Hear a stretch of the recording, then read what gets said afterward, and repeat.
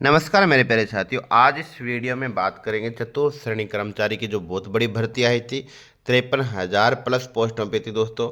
उनमें पदों की वर्दी को लेकर एक खबर है दोस्तों, उनका जो वर्गीकरण को लेकर उनकी खबर है, और उसका रिजल्ट और कट ऑफ, इन चार बातों में बात करेंगे।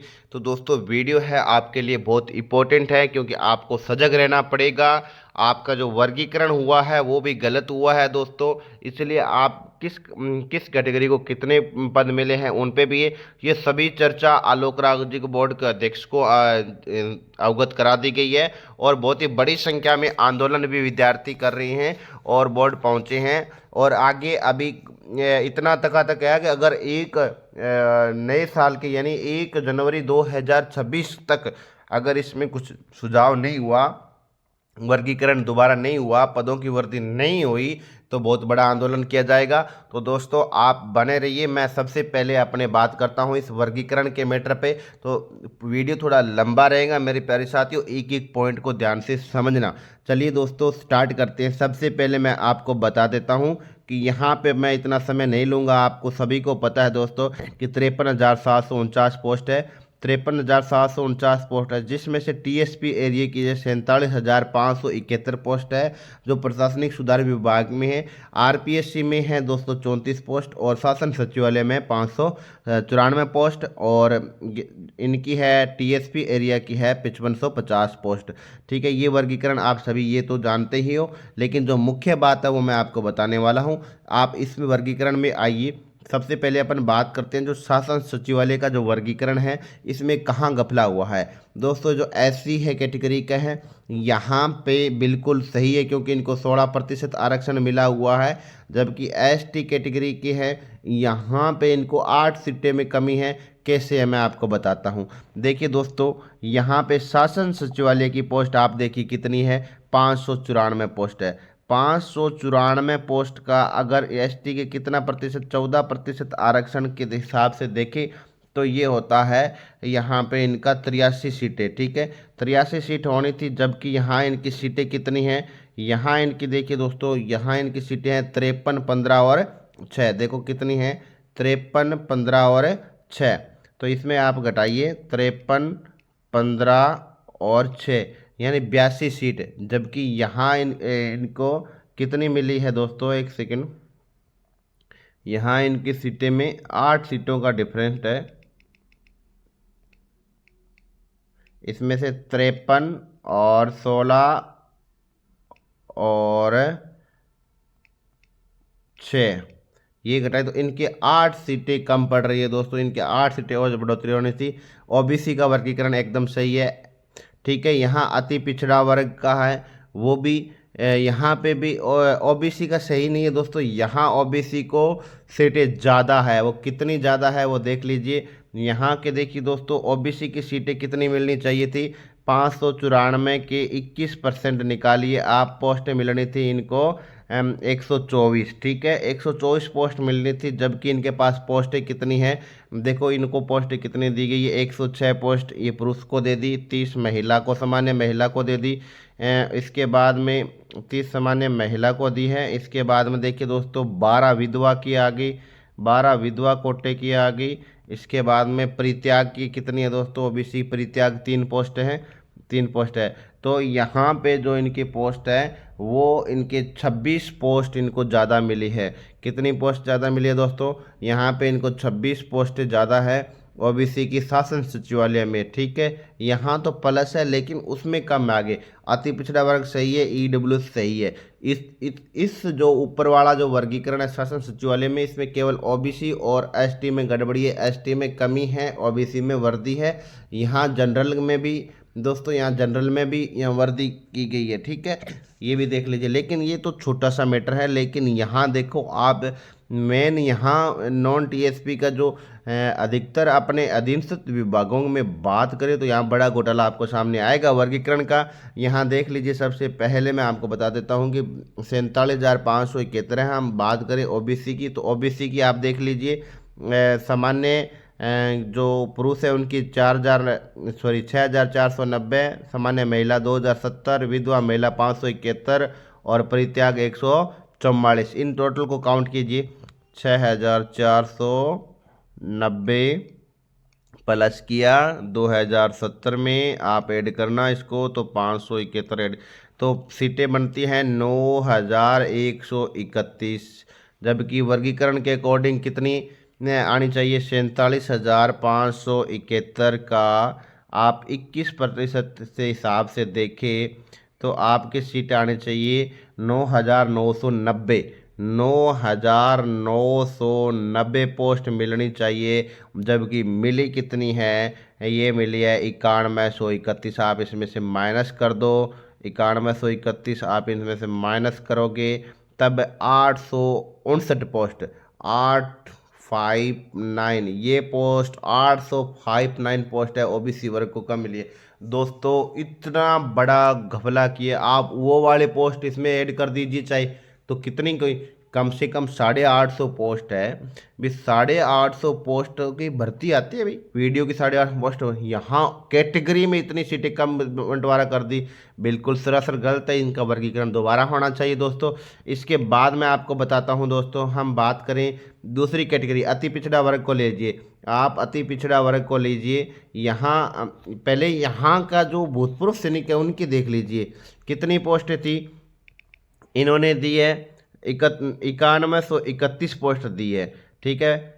यहाँ तो इनके आने चाहिए 9,990 पोस्ट मान लो। इसका अगर भूतपूर्व सैनिकों का अगर बात करें तो इनकी आनी चाहिए थी 1448, ठीक है। यहाँ इन्होंने ओबीसी को कितनी दे दी 1102, ठीक है, जबकि किस आधार पे दिए इन्होंने देख लेते हैं। यहाँ पे इनका जो वर्गीकरण किस आधार पे किया इन्होंने, 91,131 पोस्ट थी, ठीक है, 91,131, इसका 12.5% निकाला है क्या इन्होंने, किस आधार पे किए इनका दोस्तों इनका 11.5% निकालने पर भी 1141 पोस्टें होती है, ठीक है, लेकिन यहाँ 1106, यानी एक तो यहाँ भूतपूर्व सैनिक का भी इन्होंने जो 12.5% वाला नहीं सही रखा, बिल्कुल यह सरासर गलत है, जबकि ये डिफरेंट है दोस्तों। यहाँ देख ही लीजिए, यहाँ ये अच्छी बात है कि यहाँ कम है लेकिन नियम के अकॉर्डिंग तो सही होना चाहिए, क्योंकि भूतपूर्व सीटें बहुत है, इतनी भी सीटें नहीं भरी जाएगी दोस्तों। अब अगर बात करें तो एमबीसी की, तो एमबीसी की सीटें कितनी हैं, यहाँ देखो 1735 पुरुष की, 532 महिला की और 133 विधवा और 18 परित्याग, इनको ऐड करिए 1735 प्लस 532 और प्लस 133 और प्लस 18, इनकी कितनी है 2418 पोस्ट, कितनी 2418 पोस्ट, ठीक है, दी है। मिलनी कितनी चाहिए अब ये देख लें, 47,571 का इनका 5%, इनको मिलनी कितनी चाहिए थी दोस्तों, इनको 5% मिलनी चाहिए थी, ठीक है ना, 5% मिलनी चाहिए थी, जबकि इनको दी कितनी है 2378 पोस्ट मिलनी थी, ठीक है। इसमें इनको दी कितनी है, इनको 2418 पोस्ट दे दी, तो इसमें से आप 2418 पोस्ट, यहाँ इनको 39 सीटें को सीट ज़्यादा दी है, बट इनके देखिए यहाँ इनका जो 2418 सीट दिए, यहाँ तो 39 सीट प्लस में रख दिया। वर्गीकरण देखिए यहाँ, अब आप देखिए यहाँ 2418 का आप 12.5% निकालिए क्या है, यहाँ इनका 12.5% होता है 302, जबकि यहाँ कितना दे दिया एमबीसी में 492 दे दिया, कितना दे दिया 492, तो यहाँ इनकी 190 सीट इनको एक्स्ट्रा दे दी, यहाँ भूतपूर्व सैनिकों को 190 पोस्ट एक्स्ट्रा दे दी, जबकि यहाँ ओवरऑल इनको कितनी 39 सीट ज़्यादा दे दी। तो ये कैसा वर्गीकरण है भाई, आप सभी देख सकते हो, आप खुद कैलकुलेशन निकाल सकते हो यहाँ। अब आप इसमें देखिए अपन बात कर लेते हैं, एक और कैटेगरी लीजिए, आप एससी कैटेगरी की बात करिए।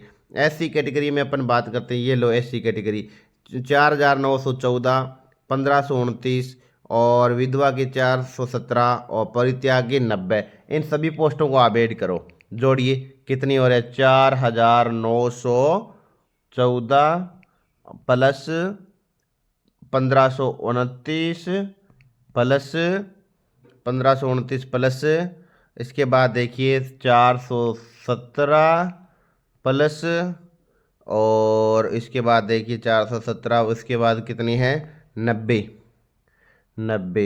ये होगी 6950, 6950 सीटें इनको दी है।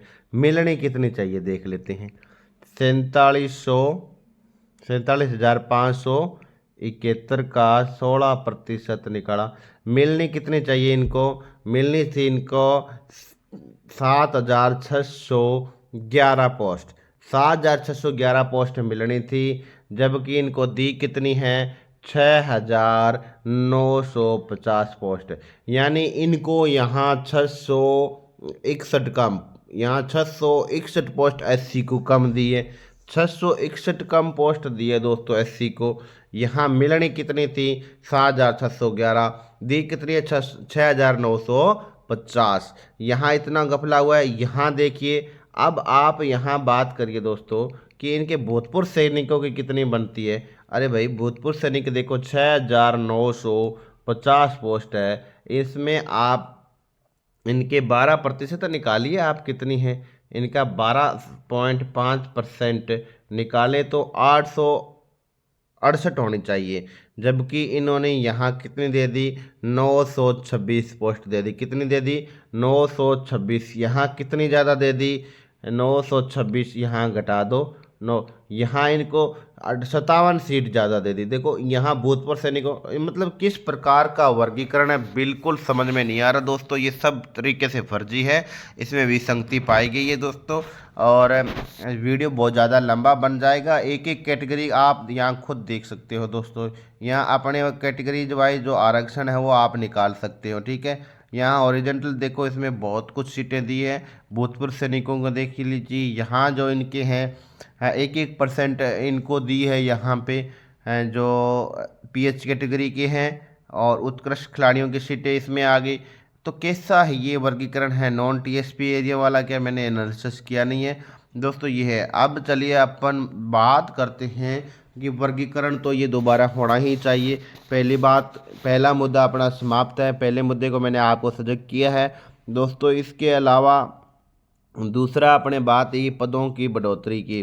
तो पदों की बढ़ोतरी का जो वर्गीकरण है, आलोक राग जी ने, स्पेस बोर्ड के अध्यक्ष और कुछ बेरोजगार नेताओं ने ये कुछ आंदोलन करके अध्यक्ष के सामने प्रस्तुत किया है। उन्होंने 7 डे का समय मांगा है कि हम देंगे। हालांकि कुछ विभागों की सूचना है वो बोर्ड के पास पहुंच गई है और कुछ और विभागों की पहुंचने वाली है। जैसे ही पहुंच जाएगी तो उस पे बाद में जो वित्तीय स्वीकृति है वो वहां से लेकर दी जाएगी दोस्तों।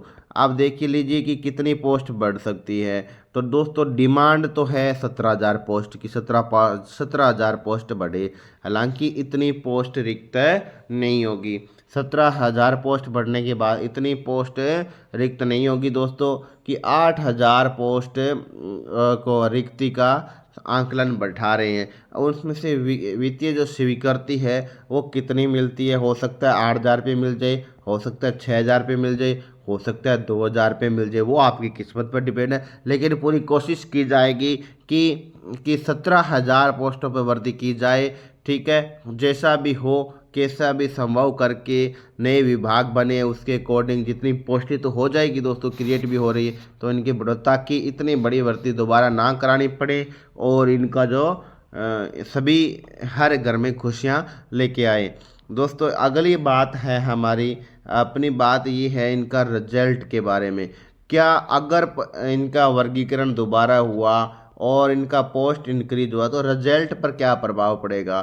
तो ऑब्वियसली सीधी सी बात है कि 15 जनवरी का बोर्ड के नए अध्यक्ष ने बोला कि रिजल्ट आएगा। हालांकि 15 जनवरी तक रिजल्ट है। अगर वर्गीकरण दोबारा हुआ, पोस्टें अगर रिवाइज होगी, क्योंकि ये दोनों काम तो होना ही है संभवतः है, तो हम ये रिजल्ट डिले होगा। तो इसलिए दोस्तों ये रिजल्ट 15 जनवरी तक नहीं आएगा, क्योंकि इसमें 50% विद्यार्थियों को निराशा मिलेगी और 50% विद्यार्थी खुशी है। खुशी वो है जो यूँ चाहते हैं कि रिजल्ट डिले हो, ताकि जो अदर वैकेंसियों में जिनका सिलेक्शन हो चुका है वो निकल जाए और दुखी वो है जिनको जल्दी नौकरी चाहिए, जिनके अच्छे मार्क्स हैं, उनको पता है हमें तो इतने में सिलेक्शन हो जाएगा, तो उनके लिए वो भी दुख की बात है, क्योंकि सबको पता है जितना जल्दी नौकरी लगे उतना बेहतर ऑप्शन माना जाते हैं। ठीक है, अब हम बात करें तो ये 15 जनवरी तक संभवतः पूरी रिजल्ट लटकने की संभावना है। अब दोस्तों बात करते हैं इनकी कट ऑफ की।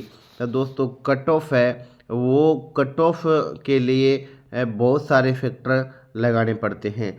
पहले कट ऑफ बात करते हैं कि 53,000 प्लस पोस्ट जो इतनी आई है, इस पे इसके आधार पर कितनी हो सकती है, अगर पोस्ट वर्दी हो गई तो कट ऑफ क्या जा सकती है। तो सबसे पहले अपन बात कर लेते हैं दोस्तों कि इतनी पोस्ट दी है, तो उन सभी महिलाओं की कट ऑफ, उन सभी महिलाओं की मैं बता देता हूँ, वो सभी महिलाएं चाहे वो किसी भी कैटेगरी से हैं, वो विडो, ठीक है, डीवी, ठीक है, परित्याग और विधवा महिलाएं जिनके 40% बन रहे हैं, वो महिलाएं जो परित्याग है और विधवा है, जिनके 40% सही हो रहे हैं, ठीक है ना, उनका सिलेक्शन 120% का 40% निकाल लीजिए आप, लगभग जो है 12 चौको 48, तो जिनके 48 और 50, 48-50 क्वेश्चन जिन महिलाओं के सही हो रहे, किसके, विडो के,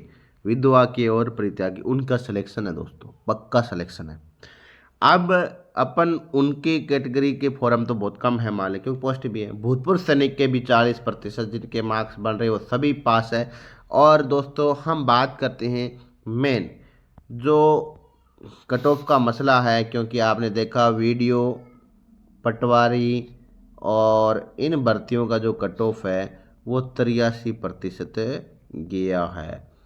तो दोस्तों विद्यार्थी लॉन्ग टाइम से स्टडी से जुड़े भी हुए थे, और बैक टू बैक वैकेंसी जिससे विद्यार्थियों की स्टडी प्रभावित नहीं हुई, सीटें कम होने की वजह से इतनी कट ऑफ आई गई है। पेपर का लेवल भी थोड़ा इजी था दोस्तों, ठीक है, इसलिए कट ऑफ आई गई। लेकिन दोस्तों चतुर्थ श्रेणी कर्मचारी ये बहुत बड़ी भर्ती है भी, आप मान के चलिए भी 53,000 पोस्ट है, ठीक है ना, तो जो वैकेंसी आती है, ठीक है, उनके ये जो अपने 5-5 4-4 हज़ार वैकेंसियाँ आती हैं उनसे कई 10 गुना बड़ी है। तो आप मान के चलिए कि इनकी जो कट ऑफ है तो 10 से 15 गुना ऑब्वियसली कम ही जाएगी ना, तो कितनी जाएगी। तो दोस्तों इनकी जो कट ऑफ है, जो महिलाएं हैं उनकी जो कट ऑफ आप बात मैंने वो बता दी है, इनकी जो कट ऑफ है दोस्तों, ये आपका मानना है कि 70% जिन पुरुष भाई के बन रहे हैं, 70% का मतलब है कि आप 120 का 70% निकाल लो,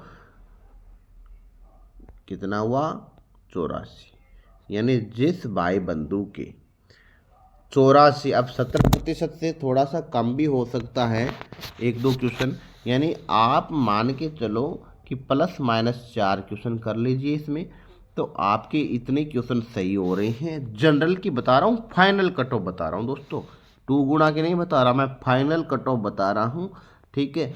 अब देखिए, अब 2 गुना की आप इससे काफ़ी कम कर लीजिए, हो जाएगा। अपन तो 2 गुना में फ़ायदा क्या हुआ, जब फाइनल सिलेक्शन ना हो, तो अपनी तो फाइनल की बात करते हैं, ठीक है।